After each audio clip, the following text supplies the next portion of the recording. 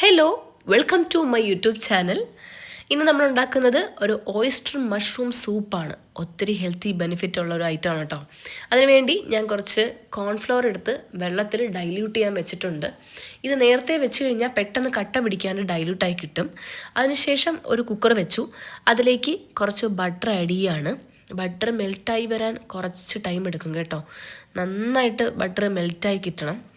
കാരണം അതിലേക്കാണ് നമ്മുടെ ബാക്കി വെജിറ്റബിൾസ് നമ്മൾ ആഡ് ചെയ്യുന്നത്. അപ്പോൾ ബട്ടർ മെൽറ്റായി വരുന്നവരെ നമുക്ക് ടൈമുണ്ട്. അതിലേക്ക് നേരെ കുഞ്ഞു കട്ട് ചെയ്ത് വെച്ചിട്ടുള്ള ഓയിസ്റ്റർ മഷ്റൂം ഞാൻ എടുത്ത് വെച്ചിട്ടുള്ള അതിപ്പോൾ ഇടണ്ട. കുറച്ച് സവാള കട്ട് ചെയ്ത് വെച്ചിട്ടുണ്ട്, കുറച്ച് ഗാർലിക്കും കട്ട് ചെയ്ത് വെച്ചിട്ടുണ്ട് കുട്ടിയായിട്ട്. ഈ ഗാർലിക്ക് നമുക്ക് നേരെ ഈ ബട്ടറിലേക്ക് ഇട്ട് കൊടുക്കാം. ഓക്കെ, അത് ഇട്ട് കൊടുത്തതിന് ശേഷം കുറച്ചൊന്ന് ഇളക്കി കൊടുക്കുക. കാരണം അതിൻ്റെ ഒരു പച്ച മണം മാറി കിട്ടിയാൽ മതി, കളർ മാറാൻ പാടില്ല. കാരണം ഓയിസ്റ്റർ മഷ്റൂം സൂപ്പാണ്, അപ്പോൾ അത്യാവശ്യം വൈറ്റ് ഷെയ്ഡിലൊക്കെ ഇരിക്കണ്ടേ. അപ്പം ഗാർലിക്ക് കരിഞ്ഞു പോകാൻ പാടില്ല. അതിലേക്ക് സവാള കുഞ്ഞായിട്ട് അരിഞ്ഞതും ഇട്ടിട്ടുണ്ട്. സെയിം അവസ്ഥ തന്നെയാണ് സവാളയ്ക്കും. സവാളയിലും നമ്മൾ കളർ ഷെയ്ഡ് വരാൻ പാടില്ല. ബട്ടറിൽ കിടന്ന് ചെറുതായിട്ട് ഒരു കുഞ്ഞായിട്ടൊന്നും വെന്താൽ മതി, റോസ്റ്റായി പോകാൻ പാടില്ല. അപ്പം അതിന് വേണ്ടി പെട്ടെന്നൊന്ന് ആയി കിട്ടാനാണ് ഞാൻ ഈ ഉപ്പിട്ട് കൊടുത്തത്. പിന്നെ അറിയാമല്ലോ, സൂപ്പാകുമ്പോൾ കുറച്ചധികം വെള്ളം ചേർക്കും. അപ്പോൾ അതിൽ നമുക്ക് ഉപ്പ് അധികമായിട്ട് വേണം. അപ്പോൾ അതുകൊണ്ട് കുറച്ച് കൂടുതൽ ഉപ്പ് ഞാനിൽ ആഡ് ചെയ്തിട്ടുണ്ട്. ഇനി ലാസ്റ്റ് നമുക്ക് തൊട്ട് നോക്കുമ്പോൾ ഉപ്പ് കുറവുണ്ടെന്നുണ്ടെങ്കിൽ കുറച്ചുകൂടി അവസാനം നമുക്ക് ആഡ് ചെയ്യാം. ഈ ഒരു രീതിക്ക് വരണം. ഗാർലിക്കും സവാളയൊന്നും കരിഞ്ഞു പോയിട്ടില്ല.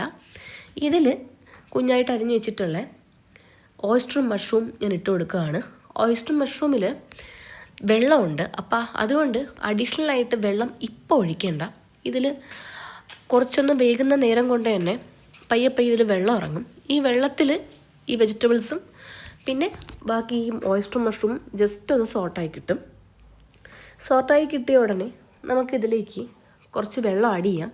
ഞാനിതിൽ ആദ്യം കുറച്ച് വെള്ളമാണ് ആഡ് ചെയ്യുന്നത്. ഒന്ന് അതിൻ്റെ ഒരു കൺസിസ്റ്റൻസിയൊക്കെ ഒന്ന് നോക്കിയതിന് ശേഷം വീണ്ടും കുറച്ച് വെള്ളം പയ്യെ ആഡ് ചെയ്യാമെന്ന് വിചാരിച്ചു. അപ്പോൾ ജസ്റ്റ് ഇതൊന്ന് വെന്ത് കിട്ടട്ടെ, ഒന്ന് തിളച്ച് കിട്ടട്ടെ എന്നുള്ള ഐഡിയയിലാണ് ഞാനിതിപ്പോൾ ഇങ്ങനെ ഇളക്കിക്കൊണ്ടിരിക്കുന്നത്. ഇതിലേക്ക് നമുക്കിനി ഡൈല്യൂട്ട് ചെയ്ത് വെച്ച്, നേരത്തെ നമ്മൾ ഡൈല്യൂട്ട് ചെയ്ത് വെച്ചില്ലേ, ഒരു ബൗളിൽ കുറച്ച് കോൺഫ്ലോർ ഡൈല്യൂട്ട് ചെയ്ത് വെച്ചായിരുന്നു. അത് നമുക്ക് ഇതിലേക്ക് ആഡ് ചെയ്ത് കൊടുക്കാം.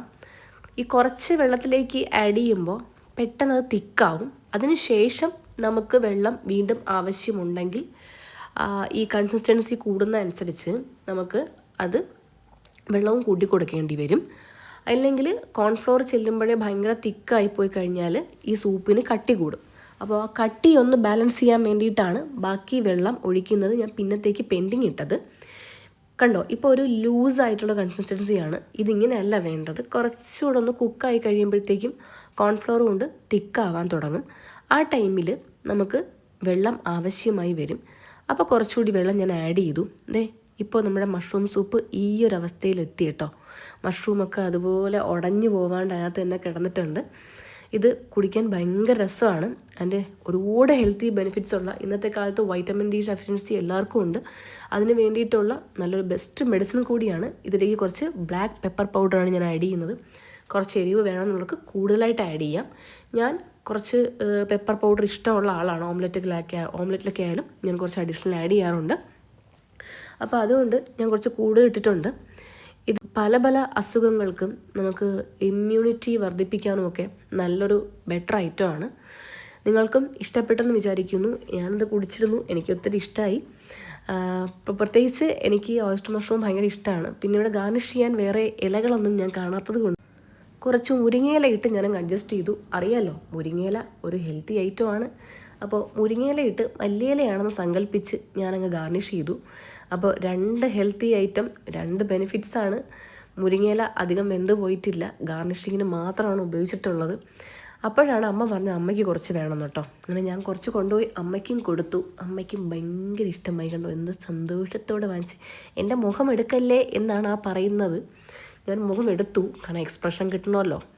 ഇത് എൻ്റെതാണ്. ഇനി ഒന്ന് കുടിച്ചിട്ട് ഞാൻ അഭിപ്രായം പറയാം. കണ്ടില്ലേ, നല്ല ചൂടുണ്ട്. അപ്പോൾ നിങ്ങൾക്കും ഇത് ഇഷ്ടപ്പെട്ടുവെങ്കിൽ നിങ്ങൾക്കും ട്രൈ ചെയ്യാം. ഇതുപോലെ ഇരിക്കും final result. And thank you for watching. നിങ്ങൾക്കിത് വീട്ടിൽ ഇഷ്ടപ്പെട്ടെന്നുണ്ടെങ്കിൽ ട്രൈ ചെയ്ത് നോക്കാം. അടിപൊളി ടേസ്റ്റാണ്.